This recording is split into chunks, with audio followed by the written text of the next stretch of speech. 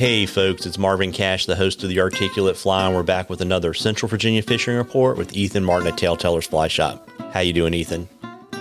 I'm doing great today. How are you doing today? As always, I'm just trying to stay out of trouble, and last weekend it's snowing in Central Virginia, and next thing you know, it's daffodils and tulips and crocus. So it's spring in Central Virginia, right?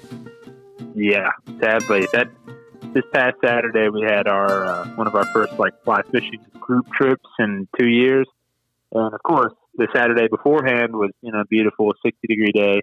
This Saturday is supposed to be super nice, but the Saturday that I pick, it's 35 when we show up, and then 25 when we leave at 3. So, but everybody had fun, and it was a good time together and learning, and caught a lot of fish. So, what can you do? Yeah, and the great thing, right, is we were talking before we started recording, with temperatures pretty consistently daytime highs in the upper 60s, low 70s, trout fishing is going to explode, and pre-spawn smallmouth fishing is going to be awesome too. Yeah, from everybody that I've talked to, it's been pretty good across the board. And that's small stream brook trout, eating dry flies and nymphs, that sort of stuff. And a lot of anglers, though, have been focusing on just the dry flies and have been doing just fine. So if that's what you've been waiting on for a while to hear me say that, then I would encourage you to get out in the next week or two because, our temps look really good and stable. Even nighttime temps, everything's above freezing. I think I looked at everything. I think it was even above 40 degrees. So our water should really be prime for trout. And like you said, smallmouth bass as well. The James has been floating with that 50-degree temp mark in our neck of the woods.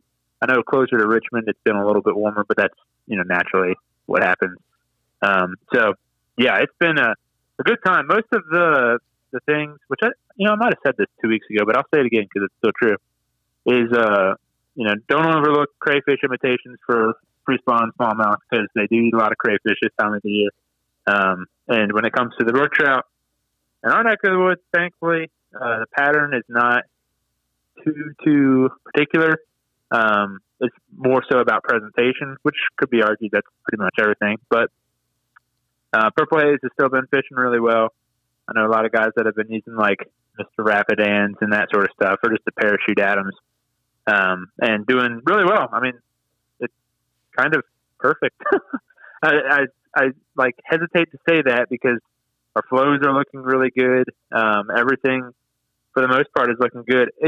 Some of it is maybe even a little bit low, but we do have a little bit of projected rain in the forecast. So next up should be some of our fish that move up the spawn, which is the striper, white bass, white perch, shad, of course.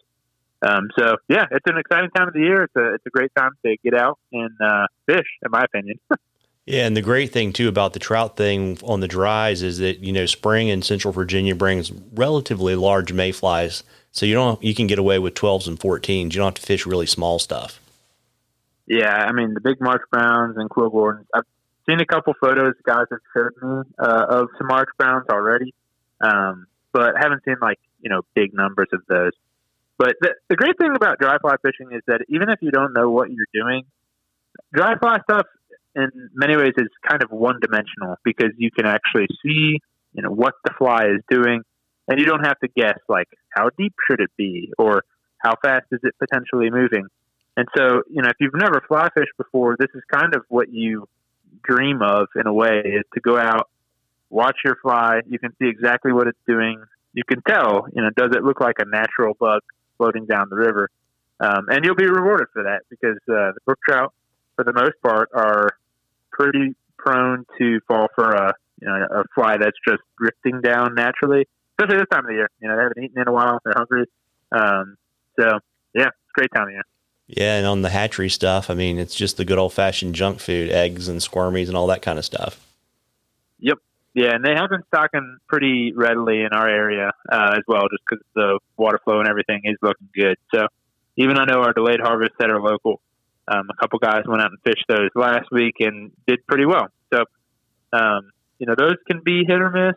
Our delayed harvest areas, the ones that are closest to us, just like anything, it all depends on how many fish they put in, and do the fish decide to stay or do they want to run?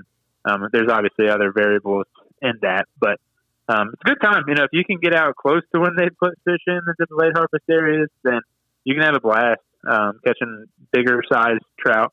And it's not too far from Lynchburg. I mean, one of the closest ones is, about 30 minutes, a little bit under from downtown. So, yeah, it's cool. Yeah, and the great thing is, you give it 2 or 3 weeks where it warms up like it's going to, and you're going to be able to start catching panfish on the fly too.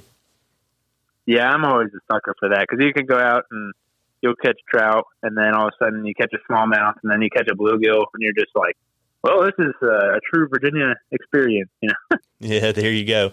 Well, folks, we love questions on the articulate fly. You can DM us.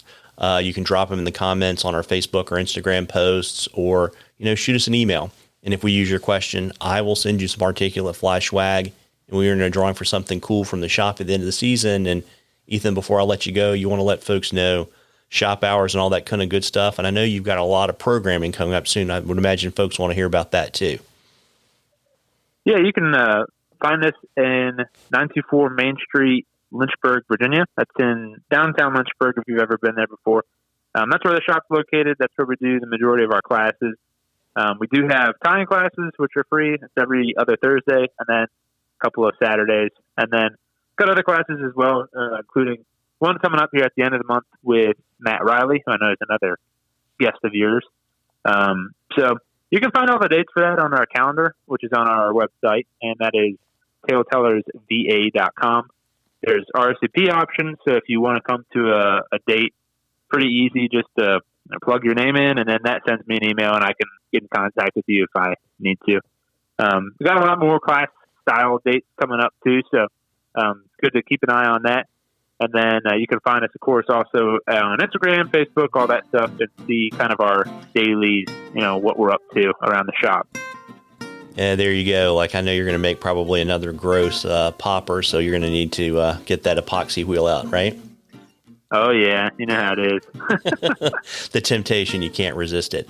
Yeah, pretty much. Well, listen, folks, you owe it to yourself to enjoy this warm spring weather and get out there and catch a few. Tight lines, everybody. Tight lines, Ethan. Tight lines.